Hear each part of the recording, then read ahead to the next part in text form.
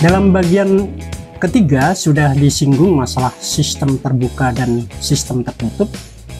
Mengapa banyak partai menolak sistem tertutup?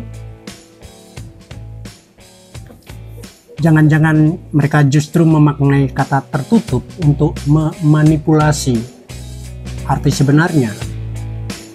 Karena sistem tertutup sebetulnya lebih menuntut keterbukaan partai. Bagaimana tertutup kok terbuka?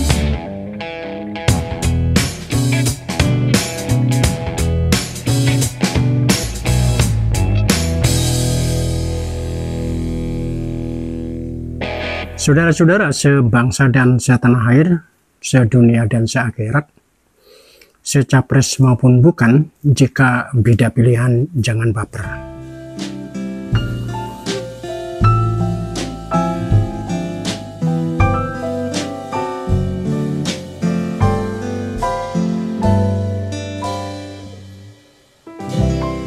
Dengan segala maaf, kanal YouTube ini, Mata Jogja atau Sunardian Wirodono Channel, tidak ingin menjebak Anda semua untuk pilihlah ini dan jangan pilih itu, tetapi lebih untuk berbagi pandangan ketika kita bisa melihat gerak-gerik politikus dengan lebih jernih.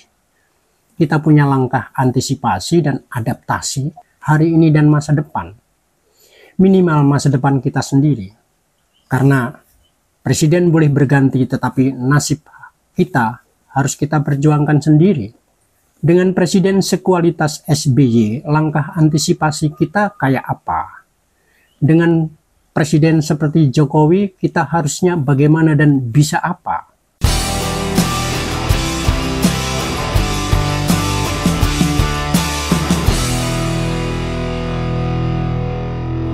Mengerti politik bukan untuk menjadi politikus. Itu soal pilihan masing-masing. Tetapi mengerti politik, seperti kata Bung Karno, agar kita mengerti hak-hak kita di samping kewajiban-kewajiban kita sebagai warga bangsa. Hak-hak kita apa? Kita boleh marah ketika ada pejabat negara yang kita pilih, tapi menyeleweng. Ketika aparat negara yang ditunjuk oleh pemimpin yang kita pilih, menjalankan amanat itu secara ngawur. Misal, memungut pajak yang mestinya untuk negara, tetapi diselewengkan untuk dirinya sendiri.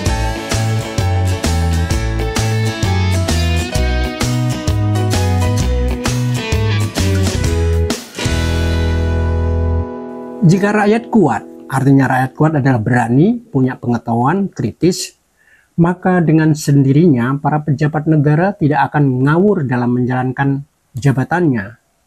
Jika aparat negara bekerja dengan benar, kita, rakyat, akan aman dan tenteram, dan bisa fokus dalam pekerjaan sehari-hari kita. Meski soal sejahtera dan belumnya, masing-masing punya nasib dan perjuangannya sendiri, mempunyai jalannya sendiri. Di situ rakyat juga membutuhkan sistem politik yang baik dan benar, yang menjunjung tinggi kedaulatan rakyat, sebagai makna dari demokrasi itu. Sekiranya rakyat bisa diyakinkan mengenai kualitas partai politik, mereka akan percaya pada keputusan politik para elitenya. Tetapi karena memakai sistem masa mengambang, ikatan rakyat dan partai politik juga sangat tergantung pada centelan, apalagi per 5 tahun sekali.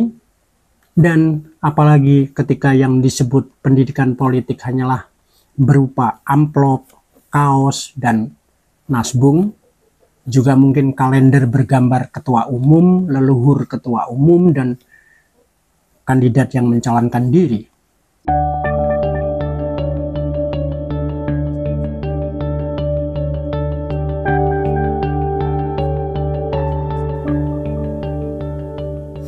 Dari partai-partai semacam itu, dalam sistem seperti itu yang elitis tadi, maka muncul turunan keanehan yang lain. Misal, belum pemilu, tetapi beberapa partai sudah melakukan koalisi. Kesamaan ideologi, visi misi? Tidak.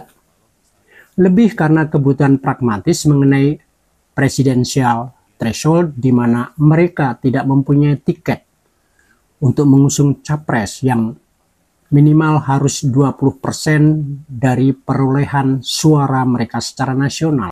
Dan celakanya di Indonesia tidak ada kekuatan politik yang mayoritas besar atau mayoritas dominan.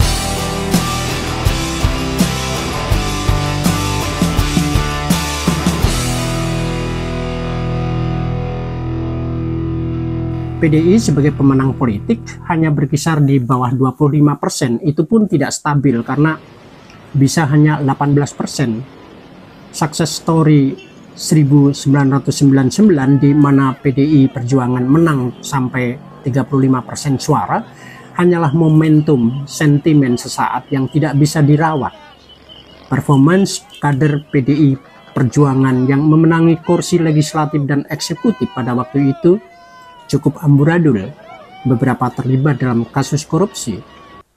Di situ muncul Partai Demokrat yang dalam 2 periode 2004 dan 2009 sebagai partai baru yang bisa melibas PDI Perjuangan dan juga Golkar.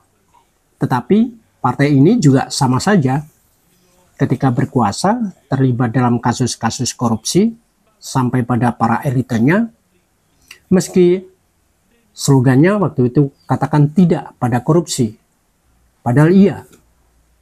Dan bersambung ke bagian 5, terakhir. Gelengkan kepala dan katakan tidak, tidak.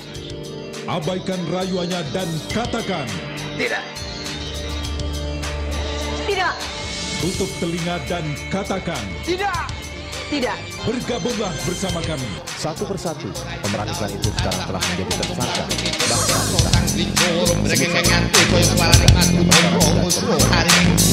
Yang ngantos lumeng serek rakti sang raja mas aku anggung aku anti kemat